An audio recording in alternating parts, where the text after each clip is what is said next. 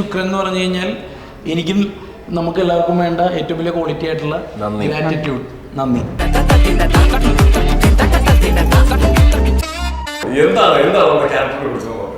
ഞാൻ പെട്ടെന്നേ വിക്രമൻ എന്ന പേര് ഇവനീ ശുക്രൻ പറയാൻ പോയത്. ശുക്രന് വേണ്ടിട്ട് രക്തം ചിന്തിയ ഒരേ ഒരാളേ ഉള്ളൂ, അത്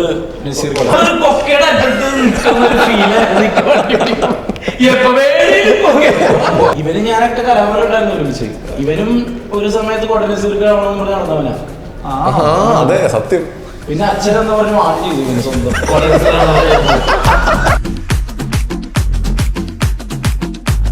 ഫസ്റ്റ് പ്രണയം എപ്പോഴായിരുന്നു ഓർമ്മയുണ്ടോ?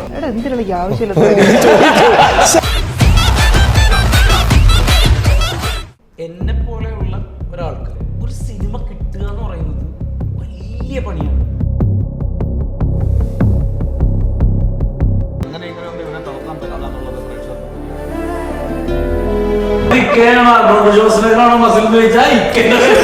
ശരീരത്തിൽ എനിക്ക് മനസ്സിലായി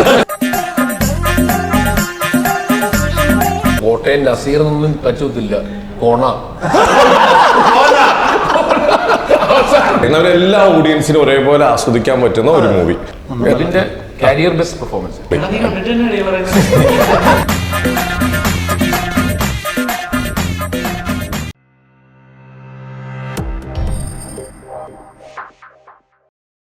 നമസ്കാരം, ജനാർദ്ദനൻ വീണ്ടും ഒരു സിനിമാ വിശേഷമായിട്ട് ഞാൻ എത്തിയിരിക്കുകയാണ്. നമുക്ക് ഇഷ്ടപ്പെട്ട ഒരുപാട് കലാകാരന്മാരും കലാകാരികൾക്കും ഒരു അടിപൊളി സിനിമ വരുന്നുണ്ട്, ശുക്രൻ. അപ്പോ ശുക്രൻ സിനിമയുടെ വിശേഷമായി നമ്മളോടൊപ്പം എത്തുന്നത് നമ്മുടെ സ്വന്തം ചന്ദ്രനാഥ്, നമ്മുടെ സ്വന്തം ഡെസിൽക്ക, ബിപിൻ ജോർജ്, തുഷാരപ്പിള്ള ആൻഡ് പടത്തിന്റെ എന്താ പറയാ ക്യാപ്റ്റൻ ഓഫ് ദ ഷിപ്പ് എന്ന് പറയാം അല്ലെ, നമ്മുടെ സ്വന്തം ജിമോൻ സാർ. നമസ്കാരം. നമുക്കിങ്ങനെ കുറെ ഒരു നടന്മാരും നടിമാരും കൂട്ടത്തിൽ ഒരു പോലീസ് ഓഫീസർ, എനിക്ക് അങ്ങനെ തോന്നുന്നു ഞങ്ങളെ റെയ്ഡ് ചെയ്ത് നിർത്തിയേക്കണ പോലെ പിടിച്ചു നിരത്തി. എന്തായാലും നമസ്കാരം. എന്താ പറയാ, ഒരുപാട് സിനിമയിൽ സാർ അഭിനയിച്ചിട്ടില്ല മുമ്പ്? ഞാനൊരു 4-5 സിനിമകളിലെ ചെറിയ വേഷങ്ങളൊക്കെ ചെയ്തിട്ടുണ്ട്. ഞാനായിട്ട് മാത്രം 3 പടം 4 പടം. നിങ്ങളൊക്കെ ടീമല്ലേ? അത് ഇവിടെ പലരും ചോദിക്കാൻ പറഞ്ഞു, ഇനി മെയിൻ ഒരു ക്യാരക്ടർ ചെയ്യാൻ വേണ്ടിട്ട് സ്വന്തമായിട്ട് പൈസ മുടക്കി ഒരു പടം എടുത്തത് അല്ലെങ്കിൽ ചോദിക്കാൻ പറഞ്ഞിട്ടാണ്. എന്താണ് സത്യാവസ്ഥ? അങ്ങനെ നാട്ടുകാർ ചിന്തിക്കുന്നെങ്കിൽ എനിക്കൊന്നും ചെയ്യാൻ പറ്റില്ല. പക്ഷേ അങ്ങനെ സംഭവിച്ചതല്ല ശുക്രൻ. ശുക്രൻ സംഭവിച്ചത് അറിഞ്ഞു തന്നെ സംഭവിച്ചതാണ്.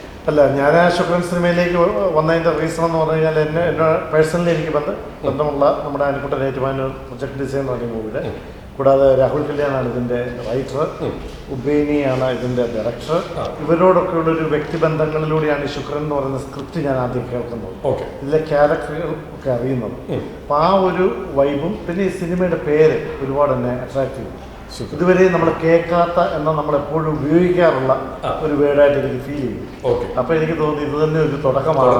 കാരണം നമ്മുടെ ജീവിതത്തിൽ എനിക്ക് മൂവിയോട് വലിയൊരു പാഷനുള്ള ആളായിരുന്നു. എനിക്ക് അഭിനയിക്കാനാണ് ഏറെ ഇഷ്ടം. എങ്കിൽ പോലും ഒരവസരം വന്നപ്പോൾ അത് കളയണ്ട എന്ന് എനിക്ക് മനസ്സിലാക്കി. പറഞ്ഞ ചോദ്യത്തിലേക്ക് ഒരു കാര്യം കൂടി ഞാൻ ആഡ് ചെയ്യാം. അദ്ദേഹത്തിന് അഭിനയിക്കാനാണ് ഈ സിനിമ മുഴുവൻ അല്ലെങ്കിൽ ക്യാരി ചെയ്ത് പോകണമെന്നുണ്ടെങ്കിൽ അദ്ദേഹത്തിന് ഇതിൽ ഈ പറയുന്ന വലിയ കോട്ട വേഷമൊന്നുമില്ല. വേണമെങ്കിൽ അത് നമുക്ക് ഡിമാൻഡ് ചെയ്യാൻ പുള്ളിക്ക് വേണമെങ്കിൽ അത് എനിക്ക് ഇന്ന വേഷം വേണമെന്ന് ഡിമാൻഡ് ചെയ്യാം. പക്ഷെ അങ്ങനെയൊന്നും ചെയ്തിട്ടില്ല. അദ്ദേഹം ചെറിയൊരു വേഷം തന്നെ ചെയ്തേക്കുന്നത്, പക്ഷെ ശ്രദ്ധിക്കപ്പെടുന്ന ഒരു വേഷമാണ്. അത്രേ ഉള്ളൂ. അടിപൊളി. ഇനി ഈ ശുക്രൻ എന്ന് പറയുമ്പോൾ വിവേക് എന്താണ് മനസ്സിൽ വരുന്നത്? ശുക്രൻ എന്ന് പറയുമ്പോഴേക്കും മനസ്സിൽ വരുന്നത് എല്ലായിടത്തും വളരെ പോസിറ്റീവായിട്ടുള്ള ഒരു വൈബ് സൃഷ്ടിക്കുന്ന ഒരു വാക്കാണ് ഇത്. ശുക്രൻ നമ്മുടെ ജ്യോത്സ്യപ്രകാരം ശുക്രൻ. അതല്ലാതെ തന്നെ അറബിക്ക് എടുത്തു കഴിഞ്ഞാൽ ശുക്രൻ എന്ന് പറഞ്ഞു കഴിഞ്ഞാൽ എനിക്കും നമുക്ക് എല്ലാവർക്കും വേണ്ട ഏറ്റവും വലിയ ക്വാളിറ്റി ആയിട്ടുള്ള ഗ്രാറ്റിറ്റ്യൂഡ്, നന്ദി. അതാണ് ശുക്രൻ. ശുക്രിയയുടെ തന്നെ വേറൊരു വാക്കാണ്. അടിപൊളി. എന്താണ് ക്യാരക്ടറിനെ കുറിച്ച്? ഞാൻ പെട്ടെന്നേ വിക്രമൻ എന്ന പേര് ഇവനീ ശുക്രൻ പറയാൻ പോയത്.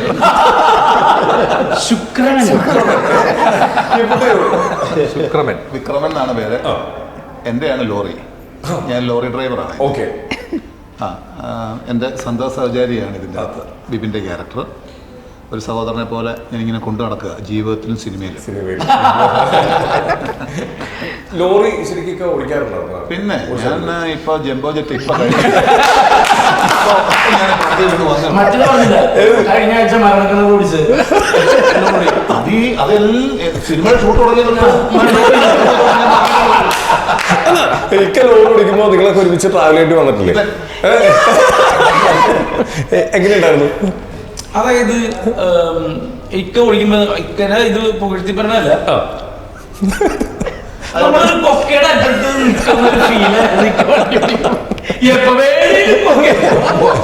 അതായത് നമ്മള് മറ്റേ കിഴക്കൻ മലകളിൽ കൂടെ വണ്ടി ഡ്രൈവ് ചെയ്യുന്നു ചുരത്തിലൂടെ, അതേപോലെ എപ്പോ വേണം പോകാം എന്നാൽ നേരെ ഇങ്ങനെയും പോകാം എന്ന് പറയുന്ന ഒരവസ്ഥ. പക്ഷെ ഇക്ക എന്നോട് സത്യത്തിൽ ഇക്ക ആദ്യമായിട്ടാണ് ലോറി ഓടിക്കുന്നത്.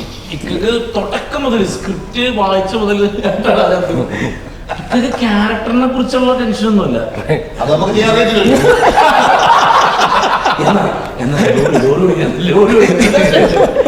ശരിക്കും ഇക്ക അസലായിട്ടും അതിൽ ഓടിക്കുകയും ചെയ്തിട്ടുണ്ട്. അത് എങ്ങനെയാണ് ഒരു അതായത് ഇതെല്ലാം ഈ പറയുന്ന മേക്ക് ബിലീഫ് എന്ന് പറയുന്ന തിയറിയിലാണല്ലോ വരുന്നത്. അതായത് പുള്ളി ആ സ്റ്റിയറിംഗ് എടുത്ത് വളങ്ങനെ കണ്ടു കഴിഞ്ഞാൽ ലോറി ഡ്രൈവർ അതേ പറയുള്ളൂ. അതാണ് ഒരു ആക്ട്. ഇതിപ്പോ നമുക്കൊരു കാറ് റിയൽ ലൈഫിൽ ഓടിക്കുന്നത് ഒക്കെ ചിലപ്പോൾ ഈസി ആയിരിക്കാം. പക്ഷെ സിനിമ സെറ്റിൽ ഓടിക്കുക എന്ന് പറയുന്നതിന് ഒരളവുണ്ട്.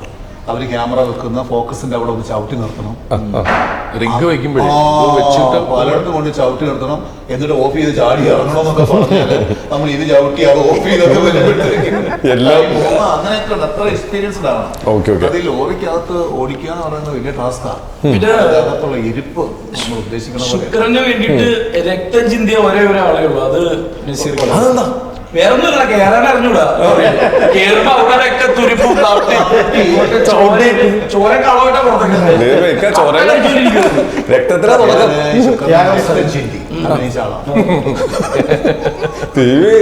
അപ്പൊ എന്തായാലും എല്ലാം അറിഞ്ഞ് ചെയ്യാത്തൊക്കെ ചെയ്തു. ഇനിയിപ്പോ നമുക്ക് പേടിക്കണ്ട. ഇനിയിപ്പോ ഞാൻ മറ്റേ ഗുഡ്സ് ട്രെയിൻ വരെ ഓടിക്കും ഇത് കഴിഞ്ഞ് കഴിഞ്ഞാൽ. ഓക്കെ ചന്തു ബ്രോ, എന്താണ് നമ്മുടെ ശുക്രനില് നമ്മുടെ പാർട്ട് എന്താണ്? അല്ല, നമ്മൾ ഈ റെയിലെ പോസ്റ്ററുള്ളത് തന്നെ എന്നെ ഇങ്ങനത്തെ ഒരു പടത്തിൽ നിങ്ങൾ കണ്ടു കാണത്തില്ല. ഇങ്ങനത്തെ ഒരു എക്സ്പ്രഷൻ ഇല്ല.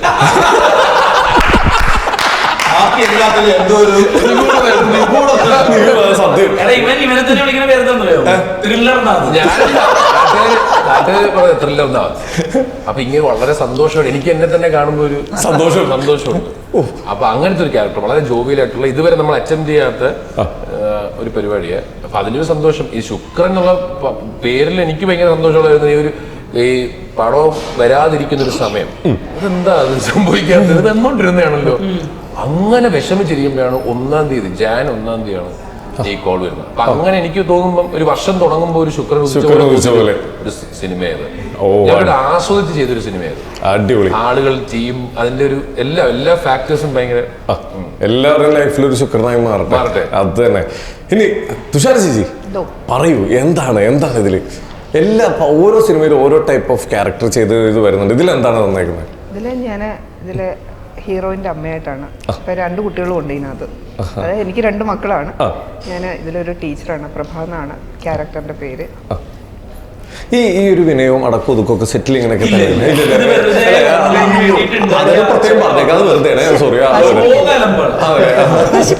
ഭയങ്കര അച്ചടക്കത്തിലൊക്കെ ഞാനൊരു ബാക്കി പറയൂ. അല്ല, ഇതൊക്കെ തന്നെ ഇനി ഞാൻ മസിൽ പിടിച്ചിട്ട്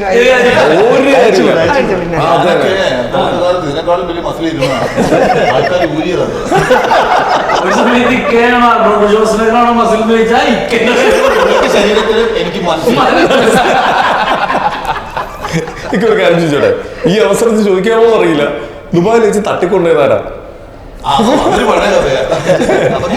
അറിയില്ലേ, ഇന്റർനാഷണൽ ലെവലിലെ കിഡ്നാപ്പ് ദുബായിൽ വെച്ച് തട്ടിക്കൊണ്ടുപോയിട്ടുണ്ട്. പണ്ടത്തെ കാര്യം ഒരു വലിയ സ്റ്റോറി ഉണ്ടടാ.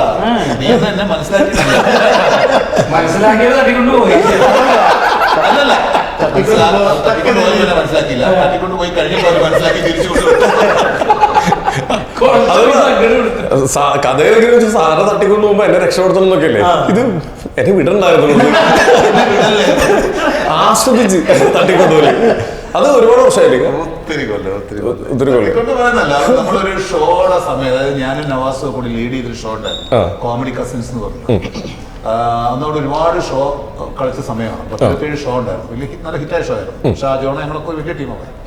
അപ്പൊ അതിന്റെ ഇടയിലായിരുന്നു വാമനൂരം ബസ് ഷൂട്ട് എന്ന് പറഞ്ഞ സിനിമയിൽ ലാലേട്ടന്റെ പടത്തിൽ അഭിനയിക്കുന്നത്.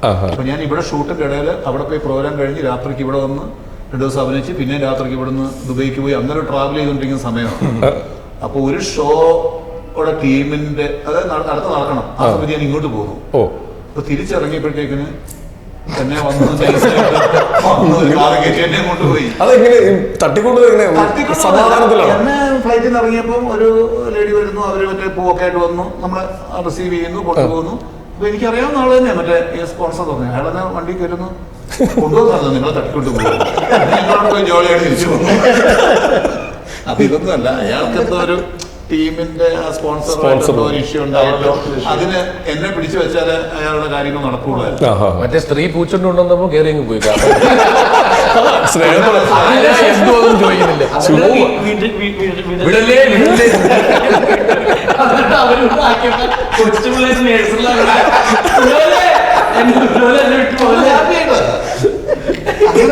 തട്ടിക്കൊണ്ടുപോയ കഥയൊക്കെ അല്ല, ആ കഥ കേട്ടെങ്കിൽ ആർക്കായാലും നമ്മൾ തട്ടിക്കൊണ്ടാന്ന് തോന്നുന്നു. തീർച്ചയായിട്ടും. അതുപോലെ തന്നെ ബിബിൻ ബ്രോ തട്ടിക്കൊണ്ട് പോയിട്ടില്ല. ഇല്ലേ? ബിബിനോട് അടുത്തന്നെ കൊണ്ടുപോകും മിക്കവാറും ആരെങ്കിലും. പലരും നോട്ടിട്ട് വെച്ചിട്ടുണ്ട്. സോഷ്യൽ മീഡിയയിൽ ട്രെൻഡ് പിടിച്ചൊരു നടനാണ്. ഇന്നിവിടെ എന്ത് നടക്കുന്നുണ്ടോ അത് ബിബിന്റെ ഏതെങ്കിലും സ്റ്റേജ് പ്രോഗ്രാമിലൊക്കെ കാണാൻ പറ്റും. ആ ബാബുസ്വാമി എല്ലാവരും മറന്ന് പുള്ളിനെ മൂലക്ക് ഇരുത്തിയതായിരുന്നു, വീണ്ടും മുകളിലേക്ക് കയറ്റിവിട്ട്. അതുപോലെ എപ്പോഴും നമുക്ക് ട്രെൻഡ് പിടിക്കുന്ന ബിബിന്റെ ഉണ്ടാവും മതി. ബിബി എങ്ങനെ ഈ ഒബ്സർവേഷൻ സ്കില്ലൊക്കെ വന്നു? എഴുത്തുകാരനല്ല സത്യത്തിൽ. ഞാൻ എപ്പോഴും വരുമ്പോൾ സോഷ്യൽ മീഡിയ നീ പറഞ്ഞില്ല ഫേസ്ബുക്കൊക്കെ ഓഫ് ചെയ്യണം, അങ്ങനെ ഓഫ് ചെയ്യണമെന്നും ഇൻസ്റ്റ നോക്കരുതെന്നും ഈ പറഞ്ഞതൊക്കെ ഒഴിവാക്കണം എന്നൊക്കെ എനിക്കും ആഗ്രഹം ഉണ്ടല്ലോ, നമുക്ക് സമാധാനത്തിന് വേണ്ടിയിട്ട്. പക്ഷെ ഒരു റൈറ്റർ എന്നുള്ള രീതിയിൽ, ആക്ടർ എന്നുള്ള രീതിയിലല്ല ഞാൻ പറയുന്നത്, റൈറ്റർ എന്നുള്ള രീതിയിൽ നമ്മുടെ ഒബ്സർവേഷനും ഈ പറയുന്ന അപ്ഡേഷനും കുറഞ്ഞു കഴിഞ്ഞാൽ അതിന്റെ എഴുത്തിനെ നന്നായിട്ട് ബാധിക്കും. ഇന്നത്തെ പുതിയ ഇപ്പൊ ഞാനിപ്പോ എഴുതുന്നത് ഇപ്പൊ ഒരു പുതിയൊരു പയ്യന്റെ കാര്യം, ഇപ്പൊ ജെൻസി ക്യാരക്ടറാന്ന് വിചാരിച്ചു, ഇനിയിപ്പോ എഴുതാൻ പോകുന്നത് ആൽഫയാന്ന് വിചാരിച്ചു, അല്ലെങ്കിൽ ബീറ്റയാന്ന് വിചാരിച്ചു. ഈ പുതിയ തലമുറയിലുള്ള സാധനം എഴുതുമ്പോൾ അവരുപയോഗിക്കുന്ന വാക്കുകൾ ഈ പറയുന്ന സോഷ്യൽ മീഡിയയിൽ ഇതൊക്കെ ആകുള്ളൂ. തീർച്ചയായിട്ടും. അല്ലെങ്കിൽ നമ്മുടെ സമൂഹത്തില് അത് നമ്മൾ അപ്ഡേറ്റ് ചെയ്തില്ലെങ്കിൽ എനിക്ക് ആ ക്യാരക്ടർ ഇപ്പോഴും നമ്മൾ അറിയാതെ എഴുതേണ്ടി വരും. എന്തായാലും ജെൻസി പിള്ളേർ അറിയാതെന്ന് പറയുമ്പോൾ കുറവായിരിക്കും. മനസ്സിലായില്ലേ? അതിന് വേണ്ടിയിട്ട് അപ്ഡേറ്റ് ആവുന്നുള്ളൂ, അല്ലാതെ എനിക്കിത് വലിയ ആഗ്രഹം ഉണ്ടായിട്ട് അപ്ഡേഷൻ അല്ല.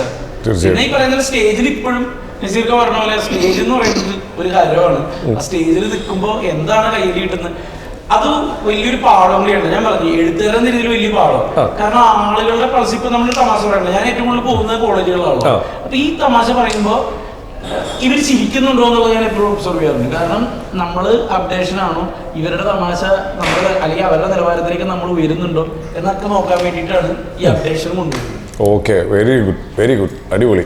ഈ അതുപോലെ തന്നെ നസീർക്ക് ഇപ്പോൾ ഒരു ടൈമിൽ ഭയങ്കരമായിട്ട് ഇപ്പോൾ സോഷ്യൽ മീഡിയ വരുന്നതിന് മുമ്പ് ഇപ്പം നമ്മുടെയൊക്കെ ചെറുപ്പത്തിൽ വലുതാവുമ്പോൾ ആരാവണമെന്നൊക്കെ പറയുമ്പോൾ അന്ന് നമ്മൾ മിമിക്രിയൊക്കെ കാണിക്കുന്ന ഒരു സമയമുണ്ട്.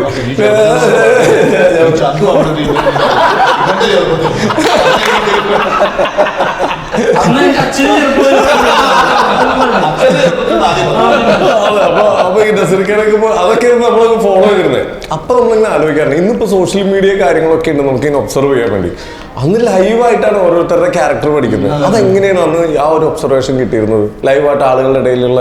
അല്ല, അത് നമ്മള് സിനിമകൾ കൂടുതൽ വാച്ച് ചെയ്യുമായിരുന്നല്ലോ. ഞാൻ പറഞ്ഞത് ഞാൻ കൂടുതൽ അനുകരിച്ചിട്ടുള്ളത് സിനിമാ താരങ്ങളെ രാഷ്ട്രീയക്കാരെയൊക്കെ അല്ലേ. അപ്പോൾ അവരുടെ സിനിമകൾ കാണും, ടി വിയിൽ നമ്മൾ ഇവരുടെ എന്താണ് വാർത്തയിൽ അല്ലെങ്കിൽ അതുപോലുള്ള ഇവരുടെ സംഭവങ്ങളൊക്കെ കണ്ട് നമ്മൾ ഒബ്സർവ് ചെയ്തെടുക്കാം. നന്നായിട്ട് ടി വി ന്യൂസ് വാച്ച് ചെയ്യാറ്.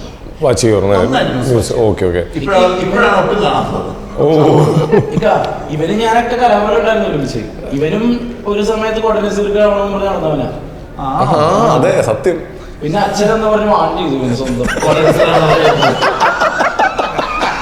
പച്ച കുത്താൻ പോയത് ഇവിടെ കോട്ടയം നസീർക്ക് ഇത് സമ്മതിച്ചില്ല. ഇപ്പോഴും കുത്താൻ കേട്ടോ.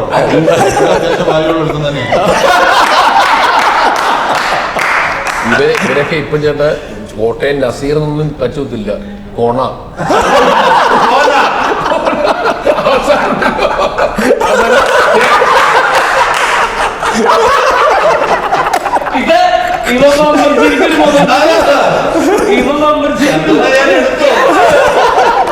എന്റെ ആയുധങ്ങൾ ഇനി എടുക്കും. നിങ്ങൾ സിംഗാണ്. അതെ, ഉറപ്പായിട്ടും. എന്തുകൊണ്ട് നിങ്ങൾ സിനിമ ലൊക്കേഷനിൽ ഇത് തന്നെയാണ് തുഷാര ചേച്ചി പറയാ, ഞാൻ പാട്ട് വരെ പഠിച്ചത് ഈ ലൊക്കേഷനിൽ നിന്ന്. ആ ഞെട്ടിച്ചളഞ്ഞ് അത് പ്രത്യേകം പറഞ്ഞിട്ടുണ്ട്, എന്നെ കൊണ്ട് ഒരു പാട്ട് നീ പാടിപ്പിക്കണം, ഞാൻ പഠിച്ചു വെച്ചിട്ടുണ്ടെന്ന് പറഞ്ഞു. ഇല്ലേ, ഈശ്വര ഭഗവാനെ. ഒരു പാട്ട് നമുക്ക് പാടിപ്പിച്ചാലോ? ഓക്കെ, ആ അത് കേൾക്കണമെങ്കിൽ കുറച്ച് അടുത്തിരിക്കണം. അല്ലേ, മൂന്ന് പാട്ടായില്ല. എനിക്കങ്ങനെ ഒച്ചത്തി ഓക്കെ. അറിയത്തില്ല. പാടുകയും ചെയ്യണം, മറ്റുള്ളവർ കേൾക്കുകയും സ്വയം അല്ല സ്വയം ആസ്വദിക്കാൻ വേണ്ടി പാടുന്നു. പറഞ്ഞാൽ വർഗശത്രുവാക്കി മാറ്റുന്ന ഒരാളാണ്. ഓക്കെ, ഹൃദയത്തിൻ തന്ത്രിയിൽ ആരോ വിരൽ തൊടും മൃദുലമാം നിസ്വനം പോലെ, ഇലകളിൽ ജലഗണമിറ്റു വീഴും പോലെ, ഉയിരിൽ അമൃതം തളിച്ച പോലെ, തരളവിലോലം നിൻ കാലൊച്ച കേട്ടു ഞാൻ അറിയാതെ കോരിത്തരിച്ചു പോയി, അറിയാതെ കോരിത്തരിച്ചു പോയി. വാതിൽ പഴുതിയിലൂടെ മുന്നിൽ കുങ്കുമം വാരി വിതറും പ്രസന്ധ്യ പോകെ, അതിലോലമം നാഴിയണിക്കള മൃദുലമം കാലൊച്ച കേട്ടു,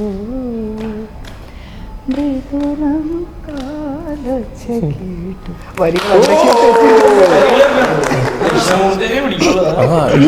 നമ്മളെ ഈ അസംബ്ലിക്ക് വെക്കൂലേ പ്രാർത്ഥന ഉണ്ടാവില്ല, ആ ഒരു ഫീലില് എല്ലാവർക്കും അവിടെ എല്ലാരും എഴുന്നേറ്റൊക്കെ അതിഭീകര പ്രണയം ഉണ്ടായിരുന്ന ആളാന്ന് എനിക്ക് തോന്നുന്നു കേട്ടോ. സംശയം അതിഭീകരമായിട്ട് അവന് പാടുന്ന എല്ലാം നമ്മളൊക്കെ പാടിപ്പിക്കുമ്പോ എല്ലാം ഇത്തരത്തിലുള്ളൊരു ഇന്നും കോരിക്കുന്ന പാട്ട്. ഫസ്റ്റ് പ്രണയം എപ്പോഴായിരുന്നു ഓർമ്മയുണ്ടോ? എടാ എന്തിനുള്ള ഈ ആവശ്യമില്ല.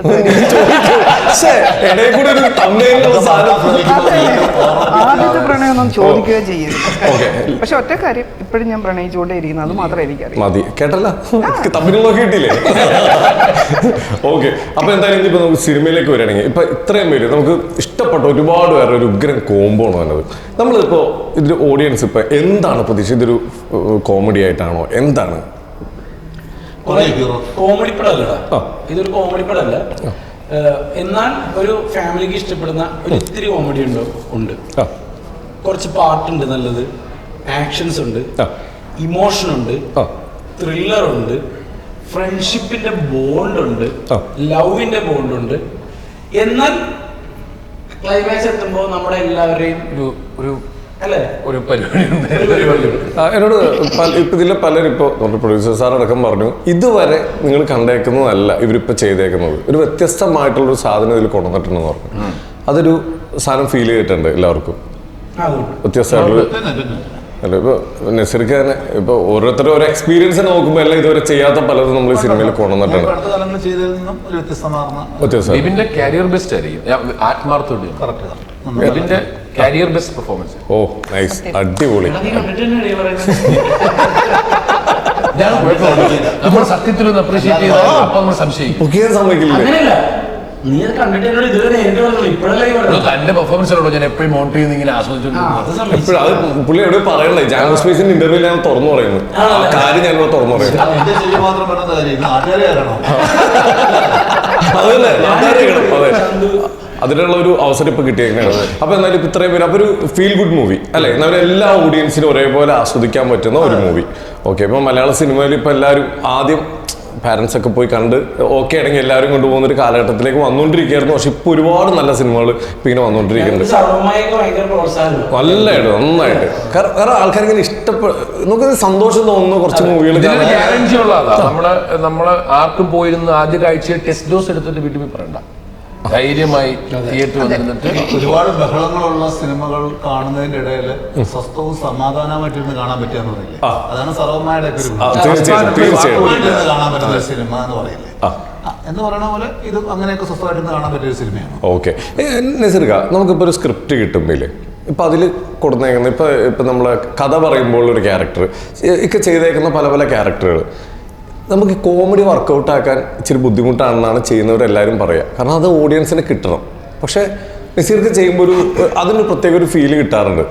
അപ്പോൾ ഈ ക്യാരക്ടർ പറയുമ്പോൾ ഒരെണ്ണം ചെയ്ത് തന്നെ ആവാൻ പാടില്ല അടുത്ത സിനിമയിൽ ചെയ്യുന്നത്. എന്തെങ്കിലും ഒരു വ്യത്യസ്തത വേണം. അപ്പോൾ അതിന് വേണ്ടി എന്താ ചെയ്യാറ്? ഓരോരുത്തർ ഒബ്സർവ് ചെയ്യുമോ റിയൽ ലൈഫിലെ? അങ്ങനെയല്ല, നമ്മൾ എന്തായാലും നമ്മൾ ചെയ്യാൻ പോകുന്ന സിനിമയാണെങ്കിലും അതിലെ കഥാപാത്രത്തെക്കുറിച്ചും ആ ആക്ടർ എങ്ങനെ മനസ്സിലാക്കുന്നു എന്നുള്ളതൊരു വലിയ ഘടകമാണ്. അതായത് നമ്മൾ സ്ക്രിപ്റ്റ് വായിക്കുമ്പോൾ പണ്ട് സിനിമകളിലൊന്നും അങ്ങനെ ആയിരുന്നില്ലല്ലോ. നമുക്ക് ചിലപ്പോൾ സ്ക്രിപ്റ്റ് ഒന്നും കിട്ടണമെന്നില്ല. നമ്മൾ സമയത്ത് ചെല്ലുന്നു, അപ്പോഴായിരിക്കും പറഞ്ഞു തരുന്നത് ഇവിടെ ഇതാണ് ക്യാരക്ടർ, ഇവിടെ ഇത് പറഞ്ഞാൽ എന്ന് പറയും. അപ്പോൾ നമ്മൾ ബ്ലാങ്കിലാണ് നിൽക്കുന്നത്, സ്പോട്ടിൽ ഇല്ല. നമ്മൾ ആ കഥാപാത്രമായിട്ട് ഇഴുകി ചേരുമ്പോഴത്തേക്കും സീൻ കഴിഞ്ഞതാണ്, തീർന്നതാണ്, അത്രേ ഉള്ളൂ സീൻ കഴിഞ്ഞ് ചെയ്യാൻ പറ്റുന്നത് ആലോചിക്കും. കറക്റ്റ് കാര്യമായിട്ട് പറഞ്ഞാൽ ക്യാരക്ടറുകളാണ് ലോകത്തിൽ ഏറ്റവും ചെയ്യാൻ പാടുന്നു തോന്നുന്നു. എന്താണെന്നില്ല, ഈ മറ്റേ സംഭവം നമുക്ക് നായകന്മാരെ ചെയ്യുമ്പോഴും വില്ലന്മാരെ ചെയ്യുമ്പോഴും നമ്മൾ 2-3 ദിവസം കഴിയുമ്പോൾ ട്രാക്കിലേക്ക് ആവാന്നൊരു പ്രോസസ് ഉണ്ട്. അപ്പൊ പിന്നെ നമ്മൾ അതിലേക്ക് പോയി ഇവരെ സംബന്ധിച്ചിടത്തോളം ഈ ക്യാരക്ടറുകൾ ചെയ്യാൻ നല്ല ഇല്ല. 3-4 ദിവസങ്ങള് ഇവരുടെ ഉള്ളിൽ ഇവർ ആ വായിച്ചത് ആ 3-4 ദിവസത്തിനുള്ളിൽ വേറൊരാളായിട്ട് നിൽക്കണം. വലിയ പാടാ, ക്യാരക്ടറിന് ഇന്നാവും വലിയ പാടാ. അത്രയും എന്താ പറയാ ലെജൻഡ് ആയിട്ട് അല്ലെങ്കിൽ അത്രയും കഴിവുള്ളവരാണ്. രാവിലെ ഒരു എണ്ണമാണോ രാത്രി വേറൊന്നാണോ ഓടിച്ചെന്നാ രാത്രി ഒന്നാവണം രാവിലെ ഒന്നാവും. ഇത് നമുക്ക് സ്ക്രിപ്റ്റ് കഥ മുഴുവനും, അതായത് രാഹുല് കഥ പറയുന്ന കേട്ടാ നമുക്ക് സിനിമ കാണുന്നത് പറഞ്ഞു പറയും. മനോഹരമായി നറേറ്റ് ചെയ്യും. മ്യൂസിക് ഒക്കെ ഇടുമ്പോൾ ഫൈറ്റുമുണ്ട്, ഇടികൊള്ളാൻ നമ്മൾ രക്ഷപ്പെടും. അതൊക്കെ ചെയ്തോളേ, അത്രയും അത് ഞാൻ പറയൂ. എന്റെ അടുത്തൊക്കെ അപ്പൊ അത്രയും മിടുക്കനായിട്ട് പറഞ്ഞ നമുക്ക് കഥയും കഥാപാത്രമൊക്കെ കിട്ടും. പിന്നെ സ്ക്രിപ്റ്റ് നമുക്ക് തന്നു, വായിച്ച് നമുക്ക് എന്തെങ്കിലും സജഷൻസ് പറയാനുണ്ടെങ്കിൽ അത് സ്വീകരിക്കാൻ പറ്റുന്ന ആളാണ്. അങ്ങനെ ഒരുപാട് നമുക്ക് അങ്ങനെ പറയേണ്ടതായിട്ട് ഞാൻ അങ്ങനെ അധികം അങ്ങനെ കൈയടക്കുന്ന ആളാവില്ല. എനിക്ക് തോന്നുന്ന ചെറിയ കാര്യങ്ങളൊക്കെയാണ് ഞാനങ്ങനെ ചോദിക്കും. അതുകൊണ്ട് നമുക്ക് ഈസി ആയിരുന്നു ഇതിനെ ഹാൻഡിൽ ചെയ്യാൻ. പിന്നെ ഞാനും വിപിനും കൂടെ ഇപ്പൊ മംഗൾശ്രീയിലൊക്കെ ഞങ്ങൾ ഒരുമിച്ചിരുന്ന് ഒരു ബോണ്ട്. അതേപോലെ തന്നെ നമ്മളിങ്ങനെ അങ്ങോട്ടും ഇങ്ങോട്ടും കൊണ്ടും കൊടുത്തും ഒരു ഇരിപ്പാണല്ലോ അവിടെ. തീർച്ചയായിട്ടും ഇങ്ങോട്ടും കിട്ടും അങ്ങോട്ടും കൊടുക്കും. അപ്പൊ ആ ഒരു സ്നേഹം ഈ ക്യാരക്ടേഴ്സിന് കിട്ടണമായിരുന്നു. ഞാനും ഇയാളും തമ്മിലുള്ള ഈ ക്യാരക്ടേഴ്സിന്റെ ആ ഒരു ബോണ്ട് കിട്ടണമായിരുന്നു. അത് ഞാൻ ഫസ്റ്റ് ഷോട്ടിൽ തന്നെ കിട്ടിയതാണ്.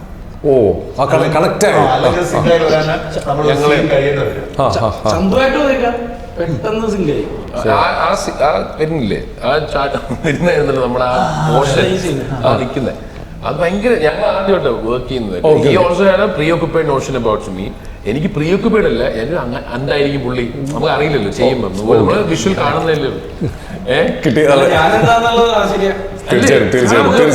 സിനിമകളിൽ കണ്ട ഇതല്ലേ നമുക്കുള്ളൂ. എന്തായാലും എനിക്ക് അറിയില്ല. പക്ഷെ നമ്മൾ പെട്ടെന്നായിരുന്നു. കാരണം ഒക്കെ പറഞ്ഞ പോലെ എന്റെയും വിവിധ ക്യാരക്ടറിന്റെ പ്രോക്സിമിറ്റി അത്രയും ആ സ്ക്രിപ്റ്റിൽ അത്രയും വർഷങ്ങളുള്ള വലിയ കുട്ടിക്കാലത്തുള്ള സുഹൃത്തുക്കളാണ്, ഒരുമിച്ച് പഠിച്ചു വളർന്നവരെ. അത് ഒറ്റ ദിവസം കൊണ്ട് നമുക്കത് കിട്ടി. അതൊരു വലിയ ഇത് തന്നെയല്ലേ. ഇപ്പൊ നമ്മുടെ തുഷാരേച്ചി പറയുന്ന സെറ്റിൽ വന്നു കഴിഞ്ഞ് കഴിഞ്ഞാൽ ഇപ്പൊ വിബീന്റെ അടുത്ത് വന്നു കഴിഞ്ഞ് കഴിഞ്ഞാൽ പിന്നെ അവിടെ വേറെ ഓളമാണ്. ഞങ്ങളെ മൊത്തത്തിൽ വേറൊരു വൈബിലേക്ക് എത്തിച്ചേരുന്നുണ്ട്. ഇപ്പൊ എല്ലാവരും പറയുന്ന ഒരു കാര്യമാണത്. വിബീൻ എങ്ങനെ പറ്റണം എനിക്ക്?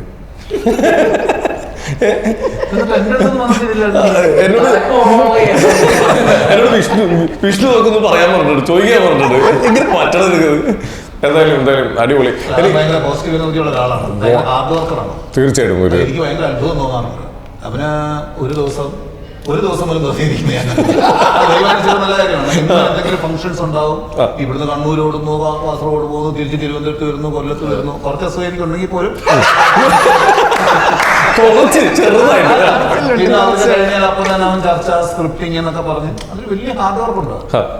അയാൾ ഇവിടെ വരെ ഇതിൽ ഹീറോ അല്ലെങ്കിൽ ഇതിനു മുമ്പുള്ള സിനിമകളിലൊക്കെ ഹീറോ ആയി എന്ന് പറഞ്ഞാൽ അത് ചെറിയ കാര്യമൊന്നുമല്ല. നമ്മൾ പണിയെടുക്കുന്നുണ്ട്, അതിൽ മിടുക്കനാണ്. തീർച്ചയായിട്ടും ഹാർഡ് വർക്കിന്റെ അങ്ങേ അറ്റമാണ്. ഞങ്ങള് ഒരുമിച്ചൊരു ക്ലാസ്സിലിരിക്കുമ്പോ തന്നെ പിന്നെ കേരളം മൊത്തം അറിയാം, ഇടയ്ക്ക് ചർച്ച ചെയ്തിട്ടുണ്ട്.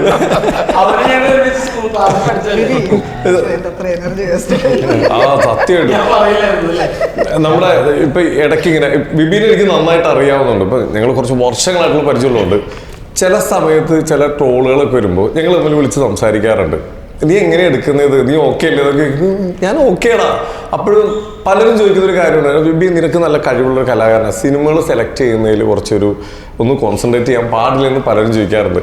ഇവരെന്നോട് ഞാൻ ചോദിച്ചപ്പോൾ പറയാം, നമുക്കൊരു ഇന്റർവ്യൂവിൽ ഇരിക്കാം, നമുക്ക് അതിനെക്കുറിച്ചൊന്ന് സംസാരിക്കാം. അപ്പോൾ സംസാരിക്കണം, എനിക്കൊരു കാര്യം തുറന്നു പറയണമെന്നുണ്ട്. പറയണം. എടാ തുറന്നു പറയാനുള്ളൂ. ഞാൻ ഇതിനു മുമ്പ് സൂചിപ്പിച്ചൊരു കാര്യമാണ്, ഞാൻ സെലക്ട് ചെയ്യാൻ ഒരുപാട് പേര് നല്ല സെലക്ഷൻ ആണല്ലോ, നിങ്ങൾ എന്താ നല്ലത് സെലക്ട് ചെയ്യാത്തതെന്ന് വെച്ച് കഴിഞ്ഞാൽ അങ്ങനെ ചോദിക്കുന്നവരോട് പറയുന്നത്, അതായത് ഞാൻ ഒരിക്കലും ബാഹുബലിയുടെ സ്ക്രിപ്റ്റ് വന്നിട്ടല്ല ഞാൻ ബാക്കിയുള്ള സിനിമകൾ ചെയ്യുന്നു. ഒരുപാട് സിനിമകൾ ചെയ്യാതെ ഇരുന്നിട്ടുണ്ട് ഞാൻ. എനിക്ക് തോന്നുന്നു ബോംബേത മുതൽ ഇത്രയും നാളുടെ വളരെ എണ്ണത്തിൽ കുറവാണ് ഞാൻ ചെയ്തിരിക്കുന്നത്. എന്നെ പോലെയുള്ള ഒരാൾക്ക് ഞാൻ പറഞ്ഞ ഇൻ ദ സെൻസ് മനസ്സിലാക്കണം, പോസിറ്റീവ് സെൻസിൽ തന്നെ ഞാൻ പറയുന്നത്, ഇക്ക പറഞ്ഞ പോലെ ഒരു സിനിമ കിട്ടുക എന്ന് പറയുന്നത് വലിയ പണിയാണ്.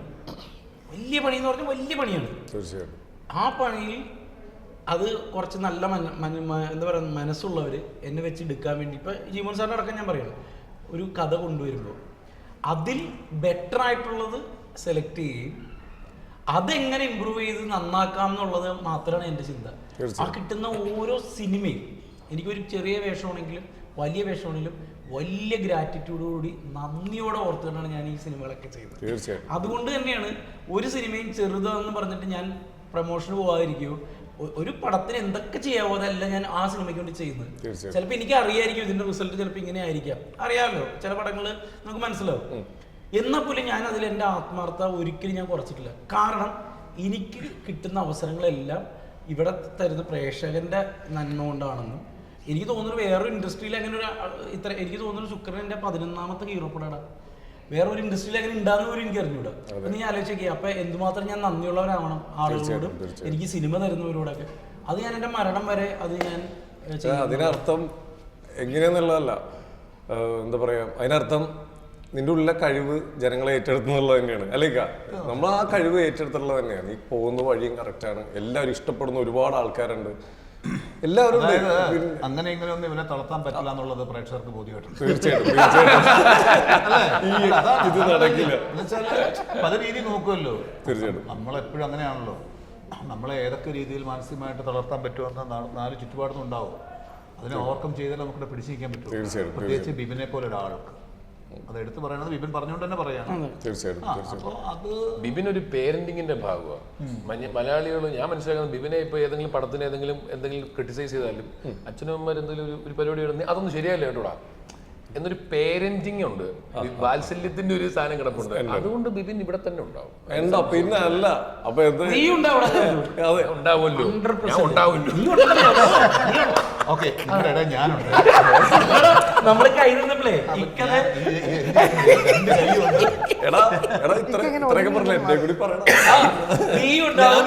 ജീമോൻ സാറുണ്ടോ, ജീമോൻ സാറിനെ പോലുള്ള പ്രൊഡ്യൂസേഴ്സ് ഇവിടെ ചേച്ചി ഉണ്ടാവും. ജീമോൻ സാറുണ്ടെങ്കിൽ തുഷാര ചേച്ചി ഉണ്ടാവും. ഒരു കാര്യമില്ല. ഒരു കോള് ഇനി നാളെ തൊട്ട് പ്രൊഡ്യൂസ് ചെയ്യണ്ട. അതല്ല, തമ്മിലുള്ള ഒരു സാധനം കൂടി കിട്ടിയില്ലേ, കത്തിക്കും. ജീമോൻ സാറും തുഷാരപ്പിള്ളയും തമ്മിൽ ഒരു തപ്പോടെ കിട്ടി. അങ്ങോട്ട് നീങ്ങി കോട്ടയത്തല്ലേ വീട്, തിരിച്ചങ്ങോട്ട് ചെല്ലേണ്ട കാര്യമാണോ? ഓക്കെ, അപ്പൊ എന്തായാലും നമുക്ക് സമയം വളരെ കുറവാണ്. എന്തായാലും ശുക്രൻ മലയാള സിനിമയിൽ ചുവന്ന മനുഷ്യച്ച് മാർക്ക് ചെയ്യുന്ന ഒരു വലിയൊരു വർക്കായി മാറട്ടെ.